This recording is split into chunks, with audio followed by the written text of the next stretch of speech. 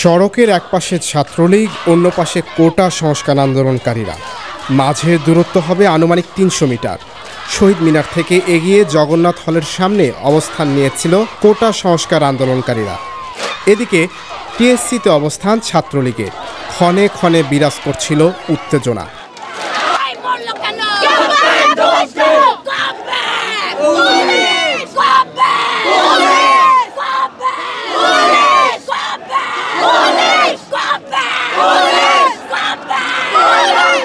ছাত্রলীগের মুখোশধারী যে টোকাইগুলা আমাদের উপর হামলা করছিল, তখন প্রশাসন কোথায় ছিল?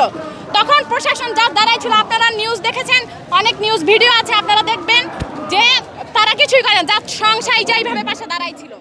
কোটা আন্দোলনের নেতৃত্ব দানকারী হাসানাত আব্দুল্লাহ বলেন, সাধারণ শিক্ষার্থীদের উপর আক্রমণের ফলে তারা এখন ভীত সন্ত্রস্ত।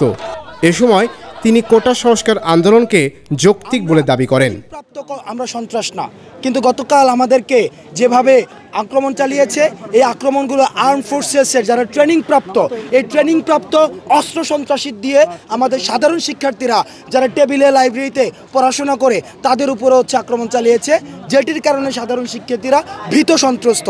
আমাদের যে যৌক্তিক আন্দোলনটি ছিল, আমাদের যে যৌক্তিক আন্দোলনটির কারণে আমরা যে হচ্ছে এখনো পর্যন্ত মাঠে রয়েছি, এটি মীমাংসিত একটি আন্দোলন। এদিকে পরিস্থিতি শান্ত রাখতে ঢাবি ক্যাম্পাসে দুটি সাজোয়া যান ও ভ্যান নিয়ে প্রবেশ করেছিল পুলিশ। আজ সন্ধ্যায় কয়েকশো পুলিশ দুই পক্ষের মধ্যে এসে অবস্থান নিয়েছিল।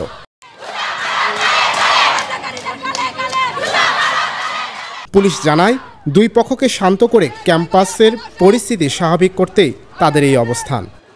বিশ্ববিদ্যালয় কর্তৃপক্ষ যেভাবে যখন যেভাবে আমাদের সহায়তা চাইবে, আমরা সেই সহায়তা দেওয়ার জন্য রেডি আছি সব। দৈনিক করতোয়া, ঢাকা।